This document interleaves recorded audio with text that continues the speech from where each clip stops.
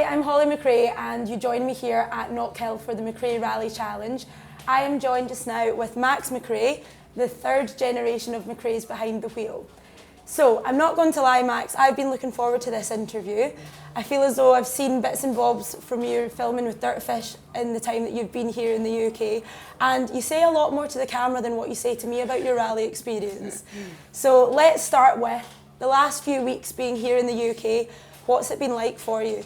It's definitely been the best step in my driving career that I've had in the last 3 years that it's been, even though it's been short. But yeah, competing in Donegal, that was probably the best rally I've done so far, and I've learnt more on that weekend than I have in my whole short career, like I said.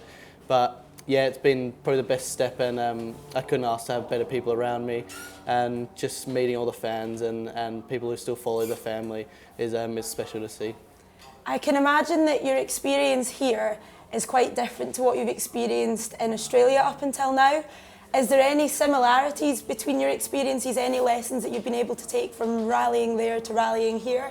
Yeah, in terms of driving and pace note making, pretty much I've learnt a lot, and I'll be able to take that all back to Australia, and hopefully that'll help me get up on the leaderboard a little bit and a bit more confidence. So I've definitely learnt a lot with driving and in terms of the actual rallying.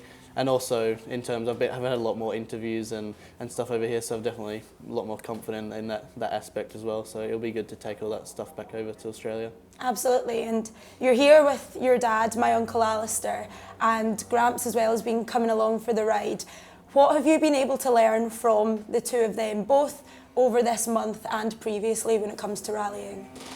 Not much really. I've kind of been on my own. So no, it's been good. They've kind of carried me through the whole thing, especially in Donegal. They helped me out with a lot of tyre choices and kind of led me in the right direction with that sort of stuff. And it has been good to have them by my side to keep me cool, especially at Goodwood as well. I was in some pretty expensive cars, like my uncle Colin and your dad Colin. So that was pretty scary at first, but Dad helped calm me down a little bit, so it was good. And it's just nice to have them there and be back with the whole family, so it was nice. Absolutely, and I feel as though when it comes to rallying, the name McRae carries a lot of weight. Would you say that having the surname McRae has been a help to you so far, or is it a bit of a hindrance in some ways? It's been a help in terms of exposure, but at the same time, I can't be a bad driver, like people notice it. So I've still got to push on and work as hard as I can and be the best driver I can. And that will take me further than anything. So the name will get me so far, but I still got to work as hard as I can.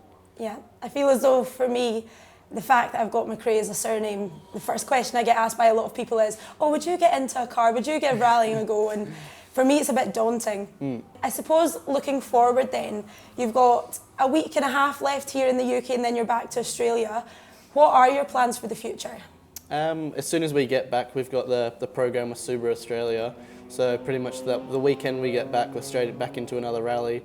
And then we've got three national events and I think 4 state events or 3 state events. So we're pretty jam-packed until the end of the year. And then the plan, hopefully for next year, is we'll try and get over to Europe and maybe possibly Junior WRC, but we'll have to see how that comes. But that's the hope and the dream.